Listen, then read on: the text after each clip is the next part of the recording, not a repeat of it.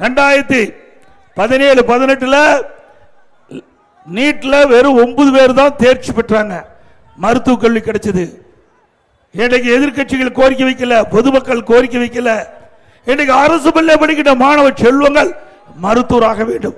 அதற்காக 7.5% உள்ளிடஒதுக்கீடை கொண்டு வந்து அதிமுக அரசு சட்டம் நிறைவேற்றப்பட்டு அதன் மூலமாக சுமார் 2,0818 பேர் இன்றைக்கு தேர்வு ஆகி இன்னைக்கு மருத்துவ கல்வி கிடைச்சிருக்கு. MBBS சேர்ந்து படிக்கிறாங்க. இது ஏழைகளுக்கு கொண்டு வரப்பட்ட திட்டம். இந்தியாவில் எந்த மாநிலத்திலும் இல்ல. முழுக்க முழுக்க அரசு பள்ளியை படிக்கின்ற மாணவருடைய நிலையை கருதி அவர்களும் மருத்துவராக வேண்டும். அதற்காக இந்த திட்டத்தை கொண்டு வந்து நிறைவேற்றினோம்.